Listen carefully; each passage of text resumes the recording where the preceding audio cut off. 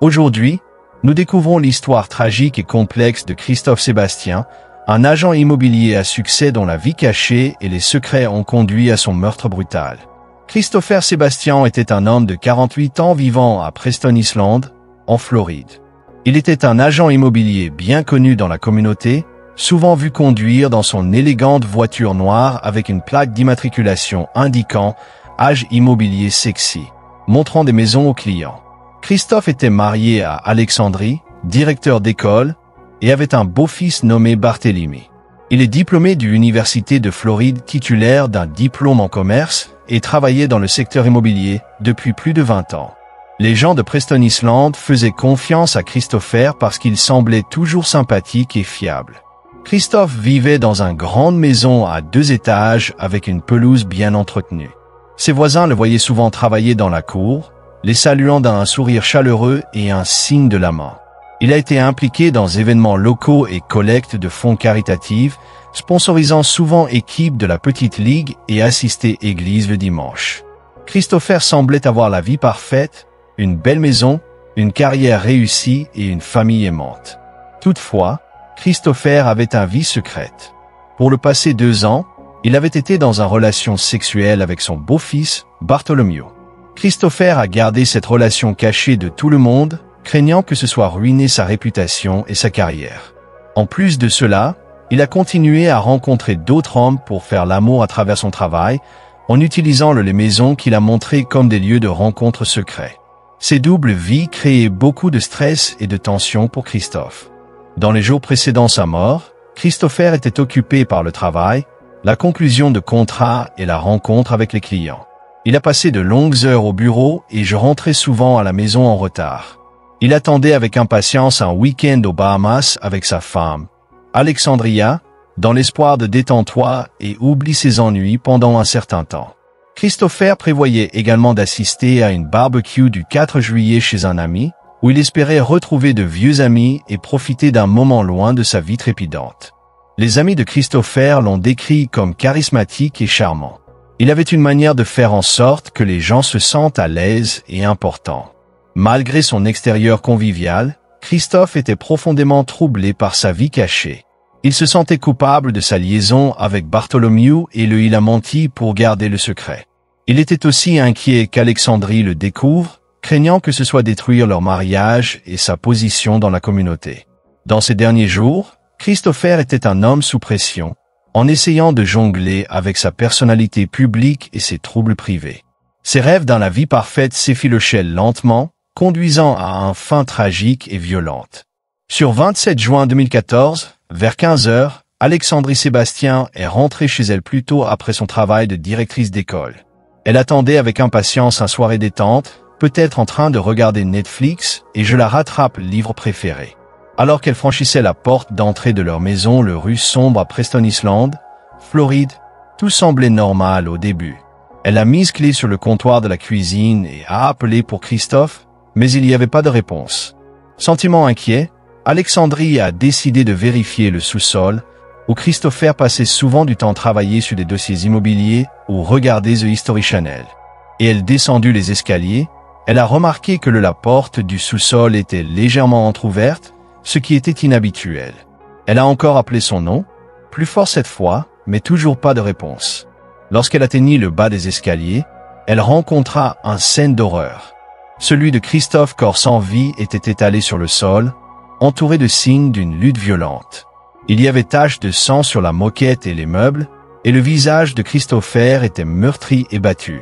Un ceinture de luxe pour homme était enroulée étroitement autour de son cou, clairement utilisée pour l'étouffer à mort. Alexandrie a crié terreur et se précipita aux côtés de son mari, le secoue désespérément, essayant de le réveiller. Mais il était trop tard. Dans un état de choc et d'incrédulité, Alexandria a saisi son téléphone portable et j'ai composé le 911.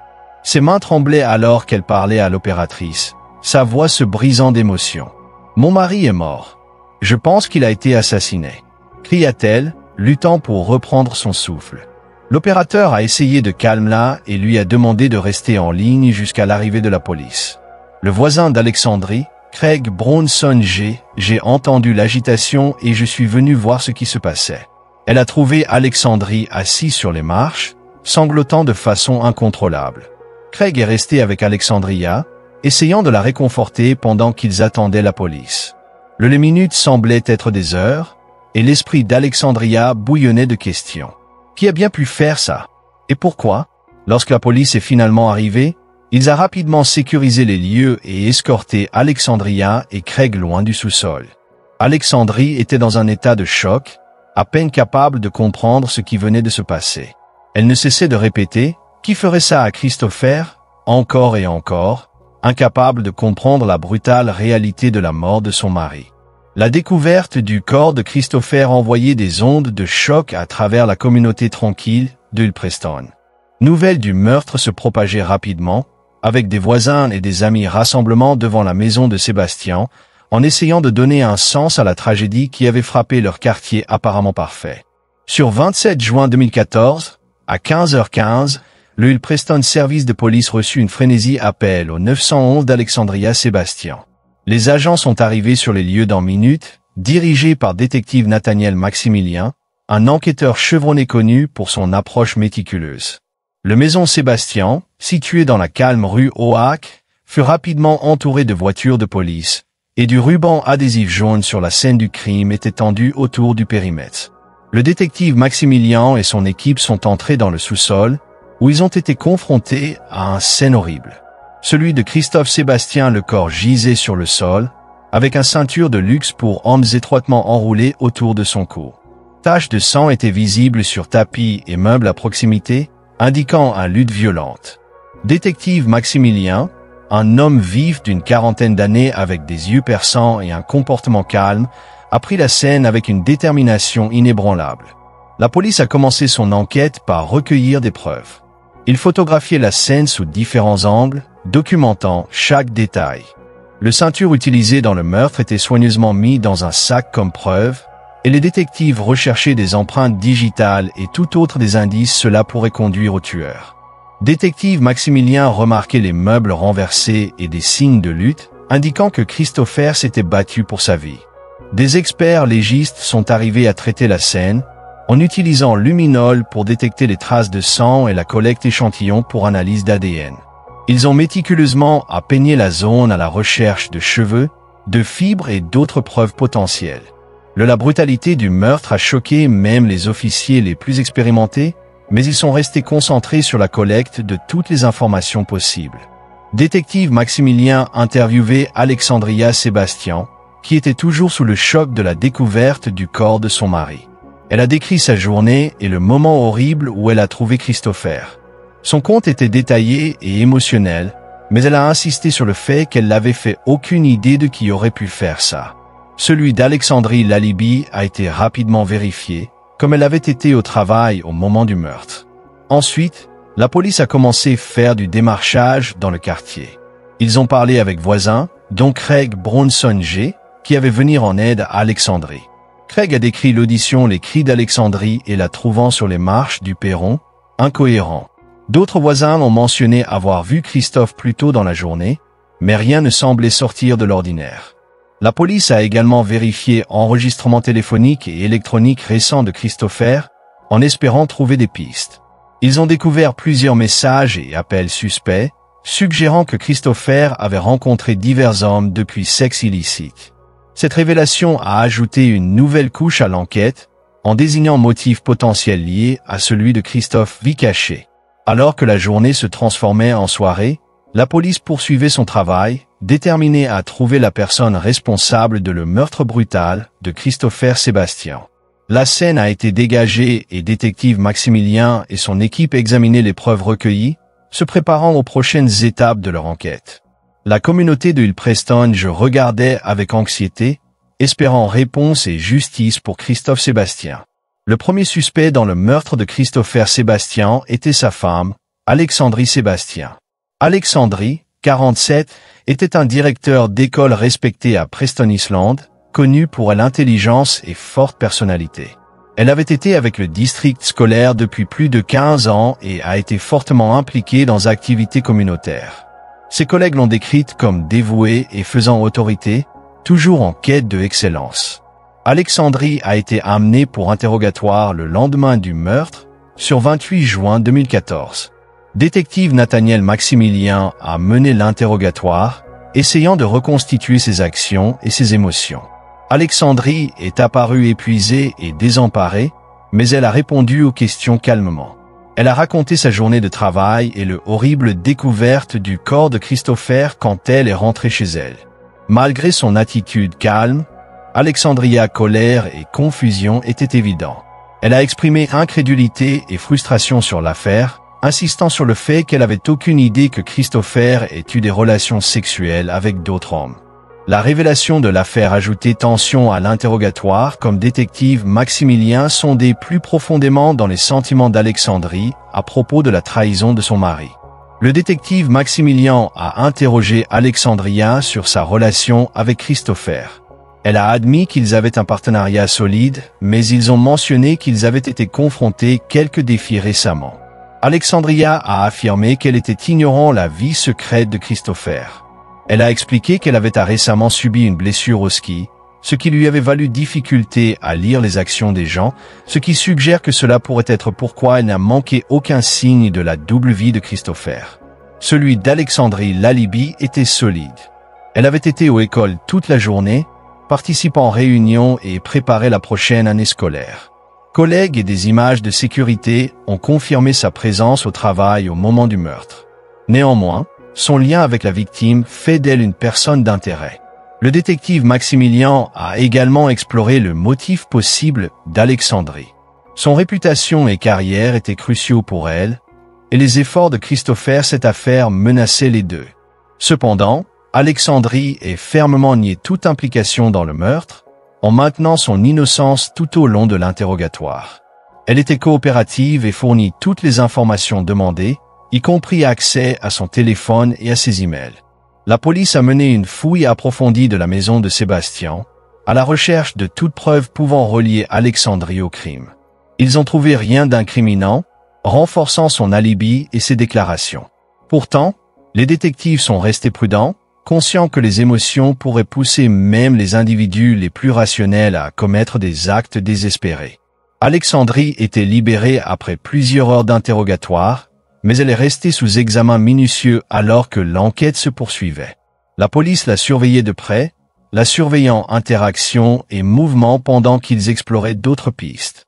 Le meurtre de Christophe Sébastien se révélait être un cas complexe, avec des couches de secrets et de motivation se dévoilent lentement. Barthélemy Sébastien, chez Christophe Beaufils de 21 ans, était le prochain suspect. Barthélemy était un étudiant et barman à temps partiel, connu pour son passé troublé. Il avait été entrer et sortir de la réadaptation et des programmes en 12 étapes à l'adolescence.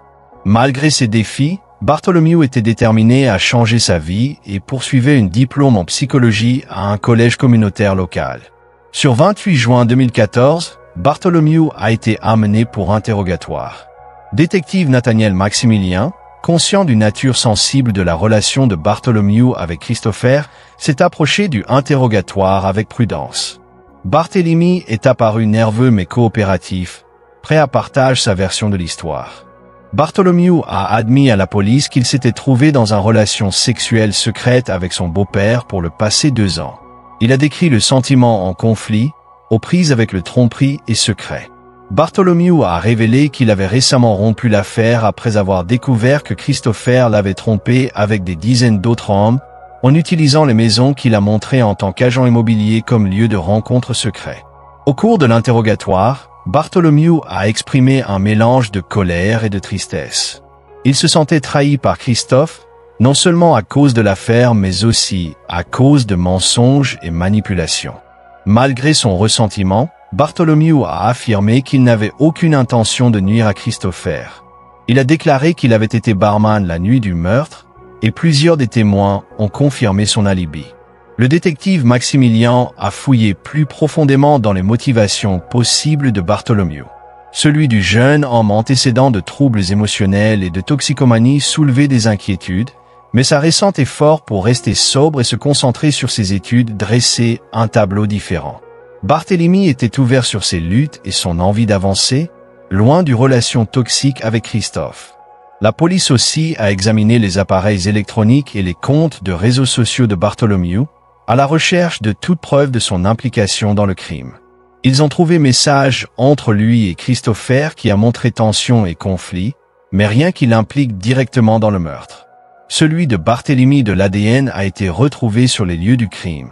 Mais comme il vivait dans la maison, c'était pas inattendu.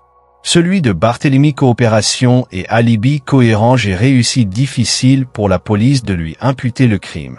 Il était libéré après plusieurs heures d'interrogatoire, mais il est resté un personnage clé dans l'enquête. La police a continué à surveiller ses activités et ses interactions, à la recherche toute incohérence ou de nouvelles preuves. Cela pourrait faire la lumière sur son implication. Le dynamique complexe entre Christophe et Barthélemy ajoutait une couche de complexité à l'affaire, laissant le détective Maximilien et son équipe avec plus de questions que des réponses. Alors qu'ils continuaient à tuer plus profond, ils espéraient découvrir la vérité derrière le meurtre brutal de Christopher Sébastien. Geneviève Harper, 30, était le troisième suspect dans l'enquête. Geneviève avait une histoire avec Christopher Sébastien, cela a fait d'elle une personne d'intérêt. Elle avait une fois surpris Christopher en train de coucher avec son mari dans la salle de bain d'une maison qu'ils visitaient ensemble, ce qui a conduit à la fin de son mariage. Connue pour elle tempérament fougueux, Geneviève a eu plusieurs affrontements avec Christophe depuis l'incident. Sur 29 juin 2014, détective Nathaniel Maximilien a porté Geneviève pour un interrogatoire. Geneviève était une serveuse dans un restaurant local populaire et avait une réputation d'être franc et volontaire. Elle est entrée dans le salle d'interrogatoire avec une expression provocante, prêt à se défendre. Le détective Maximilien a commencé par demander Geneviève à propos de sa relation avec Christopher. Elle a admis qu'elle le méprisait pour ruiner son mariage et lui causant immense douleur émotionnelle. Geneviève a décrit le jour où elle a découvert son mari et Christopher ensemble comme le pire jour de sa vie. Elle avait confronté Christopher plusieurs fois après cela, exigeant des réponses et des excuses, mais il avait toujours la balayée. Lorsqu'on lui a posé des questions sur elle où se trouvait le jour du meurtre, Geneviève a dit qu'elle avait été travailler en double poste dans un restaurant appelé Barniquet. Elle a fourni ses non-collègues qui pourraient vérifier son alibi. Détective Maximilien, j'ai appelé le restaurant et j'ai parlé avec Geneviève le gérant, qui a confirmé que Geneviève j'étais au travail toute la journée. Multiples des collègues ont également confirmé l'avoir vue pendant ses quarts de travail. Malgré l'alibi solide, le détective Maximilien a exploré Geneviève la motivation possible plus loin. Son colère intense envers Christopher était évident, mais elle a insisté sur le fait qu'elle avait passé à autre chose et se concentrait sur reconstruire sa vie. Geneviève a partagé qu'elle était prendre des cours du soir à un collège communautaire local, en espérant devenir travailleur social et aider ceux qui ont traversé des luttes similaires. La police fouillait la maison et la voiture de Geneviève, à la recherche de toute preuve cela pourrait la lier au crime. Ils n'ont trouvé rien de suspect ou d'incriminant. Chez Geneviève, enregistrement téléphonique et activité sur les réseaux sociaux a montré aucun contact avec Christophe dans les semaines avant le meurtre. Tout au long de l'interrogatoire, Geneviève est restée calme et posée, malgré le mépris évident pour Christopher. Elle répondit directement à toutes les questions et a montré aucun signe de culpabilité ou de tromperie. Détective Maximilien a noté sa coopération et son honnêteté, mais il savait qu'il devait garder toutes les possibilités ouvertes. Après plusieurs heures d'interrogatoire, Geneviève était libérée. La police continuait à la surveiller, consciente qu'elle passait avec Christopher a fait d'elle une suspect potentielle. Cependant, elle alibi et manque de preuves j'ai réussi difficile de la lier directement au crime. L'enquête sur le meurtre de Christopher Sébastien grandit plus complexe à chaque entretien. Le détective Maximilien et son équipe étaient déterminés à découvrir la vérité. Mais le toile de secrets et de mensonges entourant la vie de Christopher ont fait leur tâche de plus en plus difficile. Ils appuyaient sur, en espérant trouver l'élément de preuve cela révélerait enfin le tueur. Sur 3 juillet 2014, l'enquête a duré un tournant dramatique. C'était une chaude journée d'été dans Hill Preston, Floride, avec des températures atteignant années 80. Autour 10 heures, le détective Maximilien a reçu un appel du laboratoire médico-légal. Ils avaient trouvé de nouvelles preuves cruciales alors que réexaminaient les éléments de la scène de crime. Parmi les affaires de Christopher Sebastian était une petite caméra cachée, déguisée en détecteur de fumée, installée dans le sous-sol. Le détective Maximilien et son équipe j'ai immédiatement récupéré les images. La caméra avait enregistré les activités du sous-sol pour ces dernières semaines, capturant les réunions et interactions secrètes de Christopher. En visionnant les images, ils ont découvert un enregistrement du jour du meurtre. La vidéo montrait un dispute animé entre Christopher et son beau-fils, Bartholomew Sebastian. L'argument a rapidement dégénéré en lutte physique. Dans la vidéo, Bartholomew a attrapé une ceinture de luxe d'une chaise à proximité et je l'ai utilisée pour étouffer Christopher dans un accès de rage. Les images a capturé l'intégralité de l'incident, fournissant des preuves indéniables de l'implication de Bartholomew dans le meurtre. Le détective Maximilien était choqué par la brutalité et le motif clair derrière l'acte, colère et trahison. Avec ça de nouvelles preuves, détective Maximilien a contacté Barthélemy et lui a demandé de venir pour un interrogatoire plus approfondi. Barthélemy est arrivé aux stations, ignorant les preuves vidéo contre lui. Lors de l'interrogatoire, le détective Maximilien a confronté Bartholomew avec les images. Celui de Barthélemy, le comportement a changé instantanément. Son calme initial s'est transformé en panique et en désespoir. Réalisant qu'il avait été attrapé, Bartholomew s'est effondré et a avoué. Il a expliqué qu'il je me sentais pris au piège dans la relation avec Christopher, manipulé par son beau-père et sa mère, Alexandria. Le tromperie constante et infidélité de Christopher l'avait poussé vers son point de rupture. Barthélemy a admis que dans un moment de rage incontrôlable, il avait tué Christophe à se libérer de la situation étouffante. Détective Maximilien a soigneusement documenté la confession de Bartholomew, assurant chaque détail a été enregistré. De nouvelles preuves, combinées aux aveux, gauche aucun doute sur la culpabilité de Bartholomew. La police disposait désormais d'une image claire des événements qui ont précédé le meurtre de Christophe Sebastian et le réseau complexe de secrets et de mensonges qui avait entouré l'affaire. Sur 4 juillet 2014, peu avant midi, le Preston Service de police fait un geste décisif. Avec la confession de Bartholomew Sebastian et le preuve vidéo incriminante, détective Nathaniel Maximilien et son équipe étaient prêts à l'arrêter pour le meurtre de Christopher Sebastian. Barthélemy, 21, un étudiant et barman à temps partiel, avait été vivre une vie de trouble et de confusion. Malgré son tente de surmonter son passé troublé, la pression émotionnelle intense de son liaison avec son beau-père et les manipulations de la mère avaient la conduit à un point de rupture. Le cas de le meurtre de Christopher Sebastian avait finalement arrivé à sa fin. Mais les révélations choquantes partiraient un impact durable sur la communauté de Preston Island. La police a appris que Barthélemy, dépassé par sentiment de trahison et de manipulation, avait tué Christophe en colère. Sur le jour de l'arrestation, détective Maximilien et plusieurs des policiers sont arrivés à l'appartement de Bartholomew. Ils frappaient à la porte, et Barthélemy, regardé pâle et épuisé, répondit. Il était menotté et lut ses droits. Barthélemy semblait résigné à son sort, montrant peu d'émotion comme il était conduit à la voiture de police. Le quartier était calme, mais quelques-uns des spectateurs curieux ont regardé la scène se dérouler. De retour aux gares, Bartholomew a été officiellement accusé du meurtre de Christopher Sebastian. Le détective Maximilien a mené une dernière entrevue à documenter tous les détails de la confession de Barthélemy. Barthélemy a réitéré son sentiment d'être piégé et manipulé par Christophe et sous la pression de sa mère, Alexandria. Il a décrit l'événement ayant conduit au meurtre, y compris le violente dispute qui a dégénéré en attaque mortelle. Alexandrie Sébastien, Christophe épouse et celui de Barthélemy mère a également été amené pour interrogatoire.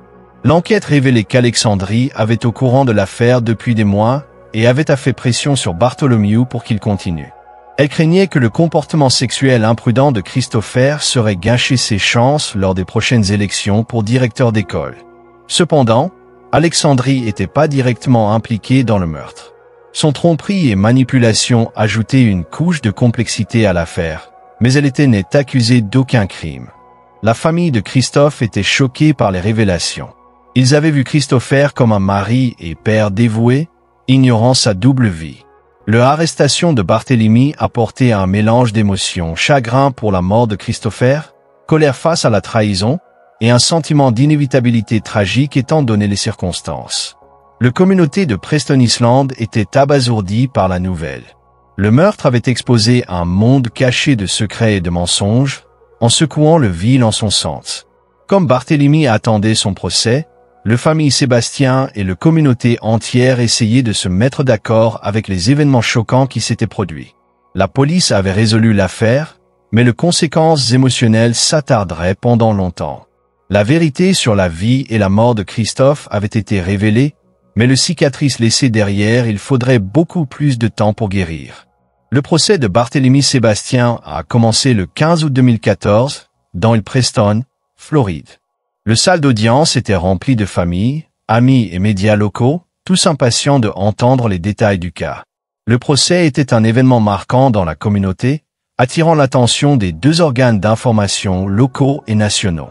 Le poursuite était dirigé par procureur de district Elizabeth Michael, un 45 ans, connu pour sa forte présence dans la salle d'audience et son dévouement à la justice. Elle a soutenu que le meurtre de Christopher Sébastien par Bartholomew était prémédité, piloté par colère profonde et trahison. Elle a présenté l'image de caméra cachée et la confession de Barthélemy comme preuve clé. Michael a souligné que les actions de Barthélemy étaient les résultats d'une relation troublée et volatile. Mais finalement, il était responsable de la mort brutale de son beau-père. Le défense était représenté par défenseur non-binaire à Brennard, un avocat de 40 ans avec une réputation de défendre des affaires très médiatisées. Brennard a soutenu que les actions de Barthélemy étaient les résultats d'intenses troubles émotionnels et de manipulation des deux Christopher et sa mère, Alexandrie. Ils ont affirmé que l'état mental instable de Bartholomew et la pression à laquelle il a été confronté j'ai réussi difficile pour lui de contrôler ses actions. Brennard cherchait un verdict de culpabilité, mais avec contrepartie pour des frais moindres, en espérant une peine plus clémente en raison des circonstances.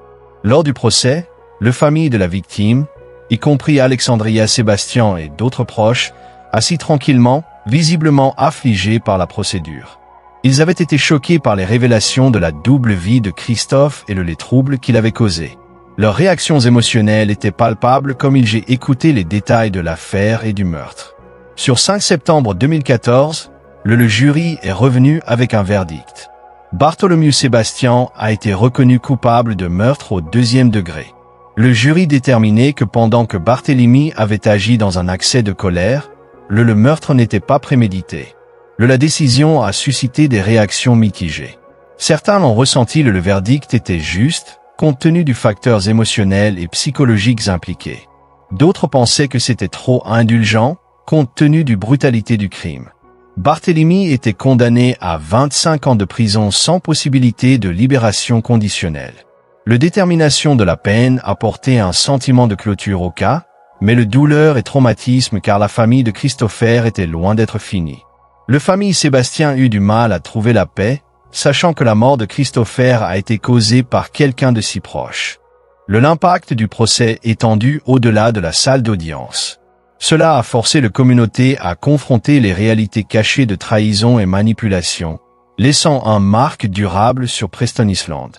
Comme l'affaire conclut, la famille Sébastien et la ville de Preston Hill a commencé le processus de guérison difficile de l'événement choquant qui s'était déroulé.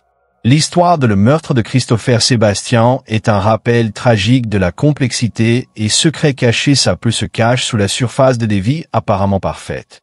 C'est une histoire de manipulation, de tromperie et les conséquences dévastatrices d'une double vie. Merci de vous joindre à nous pour cet épisode de Centre de vrais crimes.